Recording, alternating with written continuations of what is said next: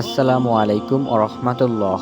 ইসলামের এমন এক মারাত্মক পাপের কথা কি আমরা জানি, যেটা আমাদের প্রতিদিনের জীবনের সাথে একদম মিশে গেছে? একটু ভেবে দেখুন তো। বন্ধুদের আড্ডায়, প্রিয়জনদের সাথে, এমনকি পারিবারিক আলোচনাতেও আমরা এমন অনেক কথা বলি যা হয়তো নিছক মজার ছলে বলা, কিন্তু আল্লাহর কাছে সেটা যে কত বড় অপরাধ তা কি আমরা টের পাই? আমরা হয়তো বড় বড় পাপ যেমন শিরক, হত্যা এগুলো থেকে বেঁচে থাকার আপ্রাণ চেষ্টা করি, কিন্তু এই যে ছোট ছোট কথা যা আমাদের জিহ্বা দিয়ে অনবরত বের হচ্ছে, এগুলো যে আমাদের সমস্ত ভালো কাজকে, আমাদের আমলনামাকে তিলে তিলে নষ্ট করে দিচ্ছে, সেই খবর কি আমরা রাখি? চলুন আজ এই গভীর ও অত্যন্ত জরুরি বিষয়টি নিয়ে কথা বলা যাক, যা হয়তো আমাদের এতদিনের ভাবনাকে পুরোপুরি বদলে দিবে। একবার নিজেকে প্রশ্ন করুন তো, ব্যভিচারের মতো একটা কবিরা গুনাহের চেয়ে জঘন্য কোনো পাপ কি থাকতে পারে? ব্যভিচার, যা ইসলামের অন্যতম ধ্বংসাত্মক কাজ হিসেবে ধরা হয়, যার জন্য দুনিয়া ও আখিরাতে কঠোর শাস্তির কথা বলা আছে, এমন কোনো কাজ কি আছে যা আল্লাহর কাছে তার চেয়েও বেশি অপছন্দের? এই প্রশ্নটা শুনলে কেমন যেন ধাক্কা লাগে, তাই না? মনে হতে পারে এর চেয়ে বড় পাপ আর কি হতে পারে, কিন্তু বিশ্বাস করুন, এর উত্তরটা আমাদের চিন্তার ভিত্তিকে নাড়িয়ে দেওয়ার মতো যথেষ্ট। যেই পাপটির কথা বলা হচ্ছে, যেটা ব্যভিচারের চেয়েও অনেক বেশি সূক্ষ্ম, আর আমাদের সমাজে তার চেয়ে অনেক বেশি প্রচলিত, আর সবচেয়ে ভয়ের ব্যাপার, সবচেয়ে বড় সত্যটা হলো, এই পাপটি আমরা জেনে বা না জেনে প্রায় প্রতিদিনই করে চলেছি। বন্ধুদের আড্ডায়, প্রিয়জনদের সাথে, এমনকি নিজের মনের অজান্তেও আমরা এই পাপে ডুবে যাচ্ছি। বন্ধুদের সাথে কেউ নেই, এমন সময় তার ভুল নিয়ে হাসাহাসি করা, অথবা কারো বিষয়ে একটি মিথ্যে গুজব ছড়িয়ে দেওয়া, এগুলো কিন্তু সেই একই পাপের অংশ। ব্যাপারটা এতই স্বাভাবিক হয়ে গেছে যে এটাকে এখন আর পাপ বলেই মনে হয় না, বরং আমরা এই পাপটিকে আমাদের জীবনের অংশ বানিয়ে নিয়েছি।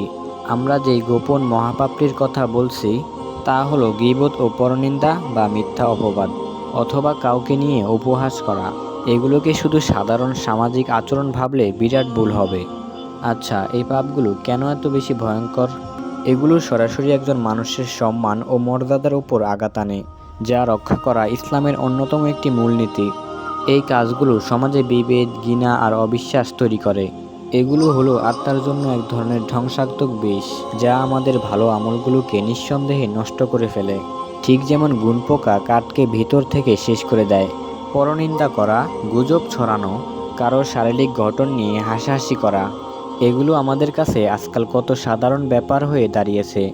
এগুলো যেন আমাদের স্বাভাবিক কথা বলারই একটা অংশ, কিন্তু কোরআন ও হাদিসে এই পাপের জন্য কঠিন হুঁশিয়ারি দেওয়া হয়েছে, যা আমাদের কল্পনারও বাইরে। চলুন আমরা কোরআন ও হাদিস থেকে এই পাপটি সম্পর্কে জানি। পবিত্র কোরআনে একটি সম্পূর্ণ সূরা নাজিল হয়েছে শুধুমাত্র এই পাপীদেরকে সতর্ক করার জন্য। একবার ভাবুন, বিষয়টি কত গুরুত্বপূর্ণ হলে আল্লাহ পাক কোরআনে একটি সূরা নাজিল করে দেয়। আল্লাহ বলছেন, ওয়াইলুল লিকুল্লি হুমাজাতিল নুমাজা।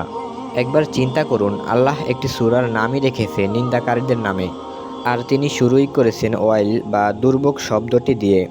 এটা কোনো সাধারণ সতর্কবার্তা নয়, এটা একটা অভিশাপ। এর থেকে বোঝা যায় এই কাজটি আল্লাহর কাছে কতটাই নিকৃষ্ট। এই পাপের শাস্তি কি জানেন? আল্লাহ বলছেন, এদেরকে ছুঁড়ে ফেলা হবে হুতামাতে। এই হুতামা জিনিসটা কি? এটা জাহান্নামের কোনো সাধারণ আগুন নয়। আল্লাহ পাক কোরআনে বলেছে, নারুল্লাহিল মুকদা, অর্থাৎ আল্লাহর নিজের প্রজ্বলিত আগুন। এটা বাইরের শরীরকে পোড়ানোর আগে মানুষের হৃদয় বা কলবকে গ্রাস করবে। আচ্ছা, হৃদয় কি কেন? কারণ এই পাপের উৎসই তো হলো কলবের ভেতর। হিংসা, ঘৃণা, অহংকার আর অন্যের প্রতি বিদ্বেষ। যেই হৃদয় থেকে এই বিষাক্ত কথার জন্ম, সেই হৃদয় হবে আগুনের প্রথম শিকার। কি ভয়ঙ্কর ব্যাপার, তাই না? রাসূলুল্লাহ সাল্লাল্লাহু আলাইহি ওয়াসাল্লামকে একবার জিজ্ঞেস করা হয়েছে, হে আল্লাহর রাসূল, গীবত কি? তিনি খুব সহজ ও স্পষ্ট ভাষায় এর একটা সংজ্ঞা দিয়েছেন, যা আমাদের অনেকেরই ভুল ধারণা ভেঙে দিবে। তিনি বলল, গীবত হলো তোমার ভাইয়ের অনুপস্থিতিতে তার সম্পর্কে এমন কথা বলা যা সে শুনলে কষ্ট পেত বা অপছন্দ করত। সাহাবীরা তখন বিষয়টি আরও পরিষ্কার হওয়ার জন্য প্রশ্ন করলেন, হে আল্লাহর রাসূল, আমি যা বলছি তা যদি আমার ভাইয়ের মধ্যে সত্যিই থেকে থাকে? তিনি উত্তর দিলেন, যদি সেই দোষ তার মধ্যে আসলেই থাকে, তবেই তো তুমি গীবত করলে। তবে যদি না থাকে, তাহলে তুমি তার উপরে মিথ্যা অপবাদ আরোপ করলে, যা গীবতের চেয়ে অনেক অনেক বড় পাপ। সুতরাং বিষয়টা একদম পরিষ্কার। অন্যের দোষের কথা বলা যদি সত্যি হয় তবে তা গীবত, আর যদি মিথ্যে হয় তবে তা বহতান, যা গীবতের চেয়ে অনেক অনেক বড় পাপ। আল্লাহ পাক কোরআনে বলেছেন, গীবত করাটা কি তোমার ভাইয়ের মাংস খাওয়ার মতো নয়?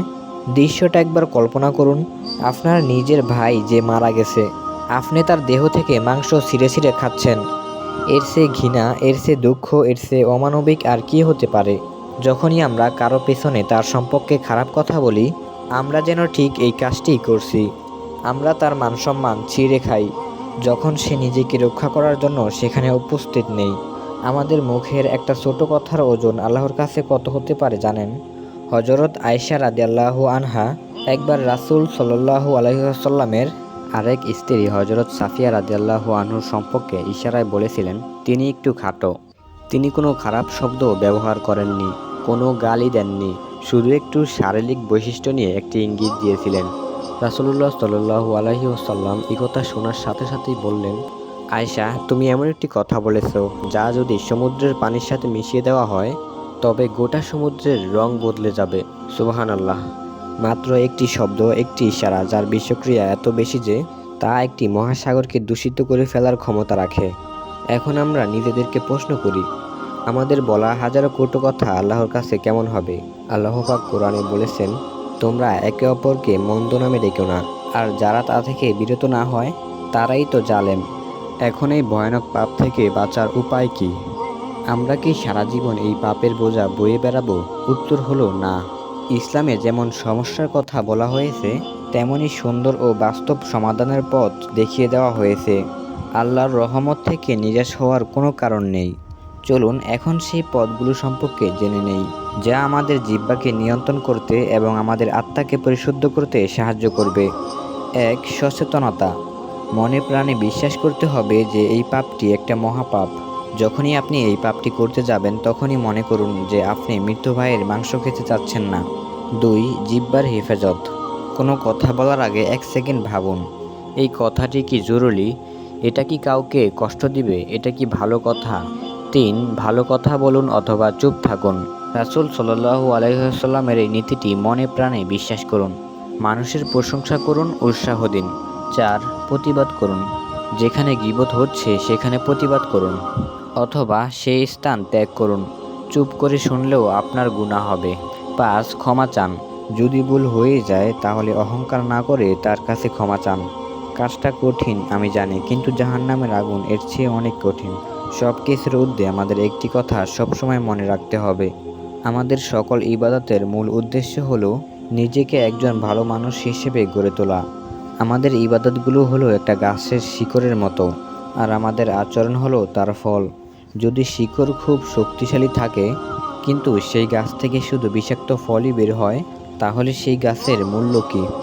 যার আচরণ ভালো নয়, যার কথায় মানুষ কষ্ট পায়, তার ইবাদতগুলো আল্লাহর কাছে গ্রহণযোগ্য নয়। তাই আমাদের প্রতিটি কথা ও কাজ ভালোভাবে করব। আমাদের কথা ও কাজের দ্বারা কেউ যেন কোনো কষ্ট না পায়। আল্লাহ পাক আমাদের সবাইকে গীবতের পাপ থেকে বাঁচার তৌফিক দান করুক, আমিন। ভিডিওটি ভালো লাগলে একটি লাইক দিন। এরকম ইসলামিক কন্টেন্ট পেতে চ্যানেলটি সাবস্ক্রাইব করে রাখুন এবং পাশে থাকা বেল আইকনটি অন করে রাখুন এবং আপনার মতামত কমেন্ট করে জানান। বেঁচে থাকলে দেখা হবে আবার পরবর্তী ভিডিওতে। ধন্যবাদ। সুস্থ থাকবেন, ভালো থাকবেন।